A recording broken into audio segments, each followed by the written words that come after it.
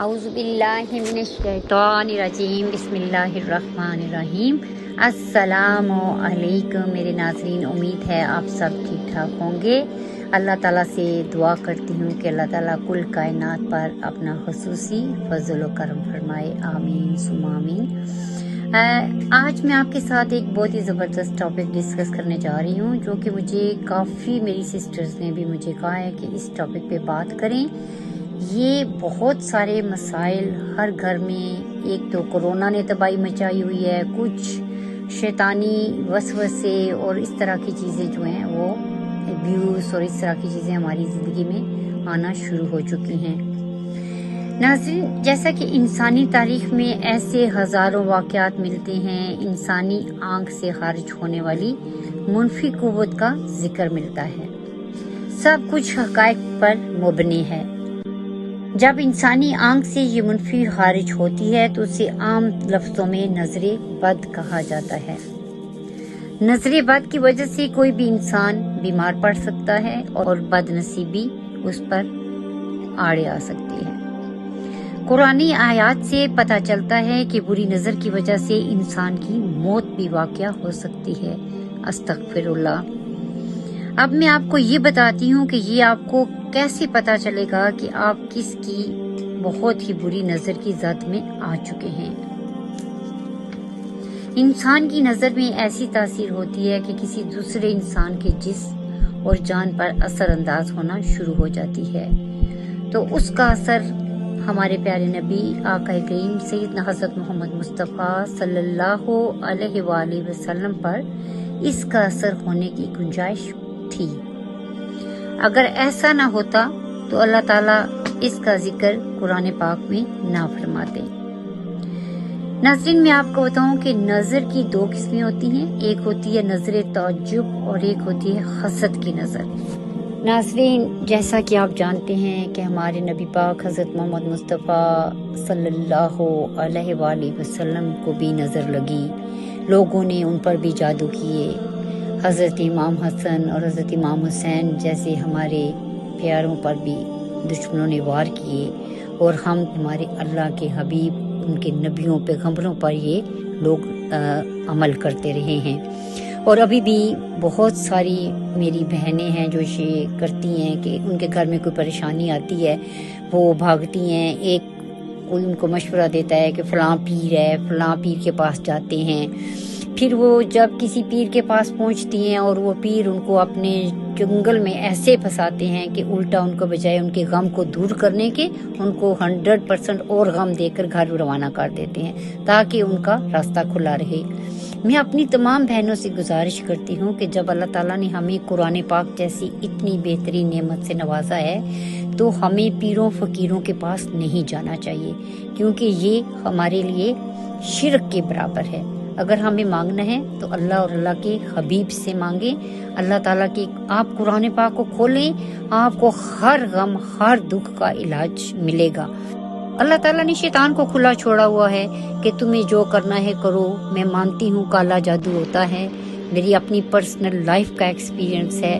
لوگوں کے گھر تباہ کرتے ہیں لوگ، جادو کر کے کرتے ہیں۔ ایک انسان جو کہ بہت ہی غصے میں آ جاتا ہے، وقتی طور پہ بہت غصے میں آ جاتا ہے اور اسے سمجھ ہی نہیں لگتی کہ میں کیا کروں، تو وہ سراسر کالا جادو ہے، اس پر جادو کیا گیا ہے۔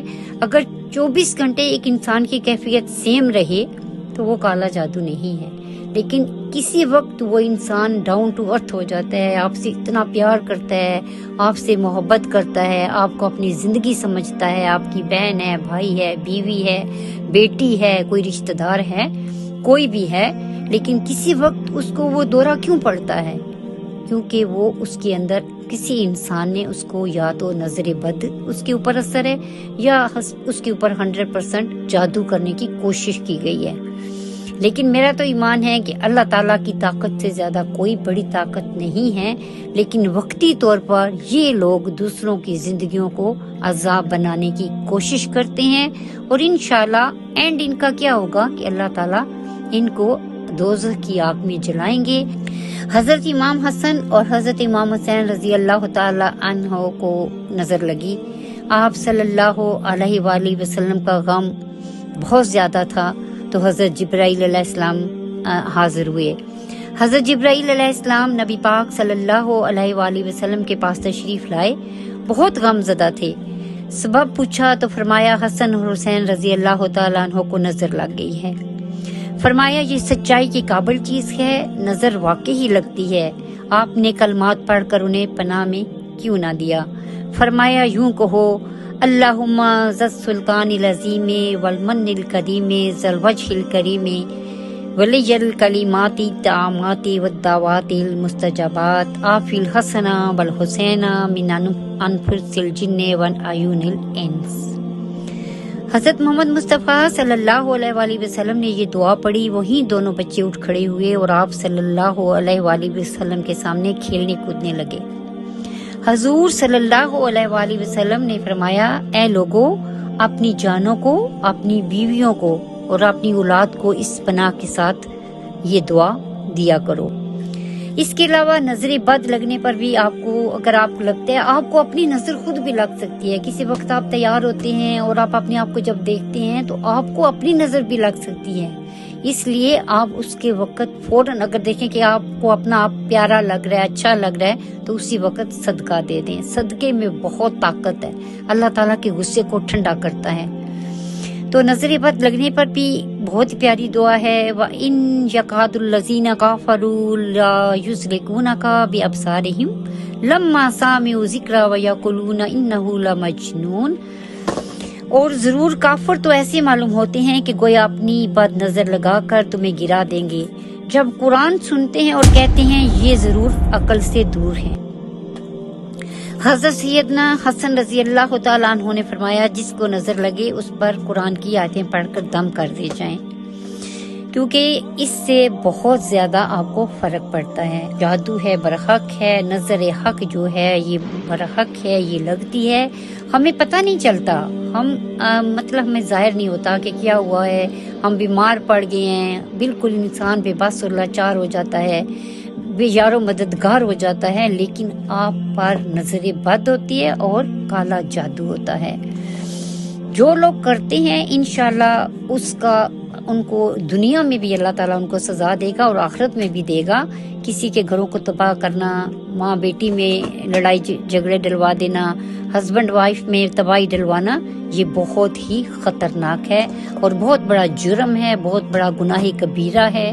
اللہ تعالیٰ سے دعا کرتی ہوں کہ اللہ تعالیٰ ہم سب کو ہدایت دے اور سب کو ان چیزوں سے اپنی پناہ میں رکھے. ناظرین، یہ میں آپ کو جس طرح کہ میں نے بتایا ہے کہ جس طرح جسمانی امراض کے لیے علاج ضروری ہے، اسی طرح روحانی امراض کا بھی علاج بہت ضروری ہے. آپ کو نہیں پتا، کسی وقت نہیں پتا چلتا کہ کون سے دشمن، کون سی بد نظریں آپ کے اوپر چھائی ہوئی ہیں، آپ کس کے زیر اثر ہیں.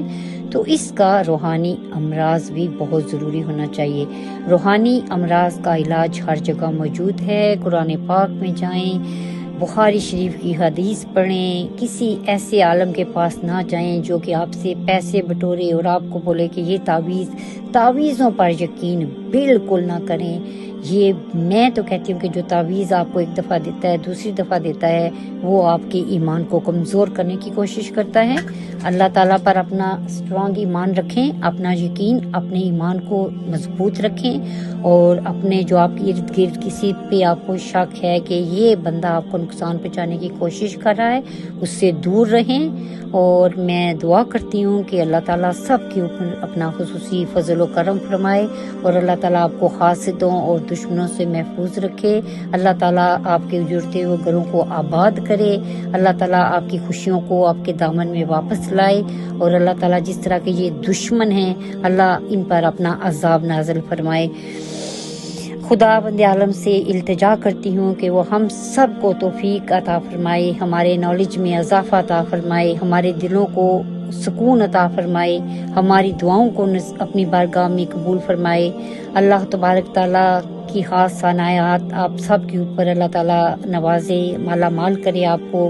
جہاں کہیں کوئی کوتاہی نظر آئے اس کی اصلاح کرنے کی کوشش کریں، بالکل نہ گھبرائیں. صدقہ جاریہ کے طور پر ان کی مدد کریں، ان کو بتائیں کہ ایک انسان सीधे रास्ते पर आ सकता है। अगर कोई इंसान बहुत बिगड़ चुका है तो ये अल्लाह ताला की तरफ से ही आजमाइश होती है। कोशिश करें, उसको सॉर्ट आउट करने की कोशिश करें, अपनी ज़िंदगी को बेहतर बनाएं। अल्लाह ताला से मैं दुआ करती हूँ कि अल्लाह ताला आपको अपने हर दुश्मन के साथ पूरी ताकत दे कि आप उसका मुकाबला करें।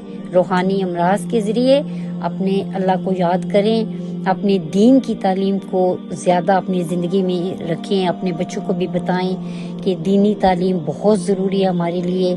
और मैं उम्मीद करती हूँ कि इंशाल्लाह बहुत सारे लोगों को इस बात से बहुत ज़्यादा फ़ायदा होने वाला है। ये दुआ करते हैं कि अल्लाह ताला हमें सआदतमंद बनाए, नेक बनाए। और अगर आपके आसपास कुछ ऐसे लोग हैं जो कि आपसे मदद मांगते हैं, उनको आप कुरान पाक के बारे में बताएं कि कुरान पाक से लें। अगर उनके पास इतना इल्म नॉलेज नहीं है, मैं नहीं कहती उलमा के पास ना जाएं। अल्लाह ताला ने उनको इल्म दिया है, उलमा से सीखें, पढ़ें। लेकिन जो जाली पीर होते हैं ना, उनके पास ना जाएं, क्योंकि वो आपकी ज़िंदगी को और तबाह व बर्बाद करते हैं। जब आप समझते हैं कि आपके ऊपर कुछ इस तरह के असरात होने शुरू हो रहे हैं, परेशान हैं, उठें, वुज़ू करें, अपने आप को स्ट्रॉन्ग बनाएं। शैतान हम पे हमला करता है, पूरी कोशिश करता है शैतान कि हम नमाज ना पढ़ें। तो नमाज को अपनी ज़िंदगी में शामिल करें। नमाज बहुत ज़रूरी है, हम पर फ़र्ज़ है। और कब्र में सबसे पहला हमसे जो सवाल किया जाएगा वो नमाज के बारे में होगा। तो मैं आप सबसे गुजारिश करती हूँ कि अगर आप समझते हैं कि इस तरह की परेशानियाँ हैं, अपने आप को बिस्तर में बंद ना करें, आप सोने की कोशिश ना करें, अपनी परेशानियों को आप डिप्रेशन में ना जाएं। इस तरह अगर आप सो जाते हैं या अपने आप को सुस्त महसूस करते हैं तो कहते हैं कि जादू तो हो चुका है, अब हम क्या करें। लेकिन अपने अंदर की इस्लाह करें, अपने अंदर अपने दिल को पाकीज़ा करें, अपनी इस्लाह करें, दूसरों की इस्लाह करें। हदीस को सुनाना, अच्छी बात को फैलाना सदका जारिया है। और अपने आप को पहले वुज़ू करें, नमाज़ पढ़ें, अपने बच्चों को नमाज की ताकीद करें।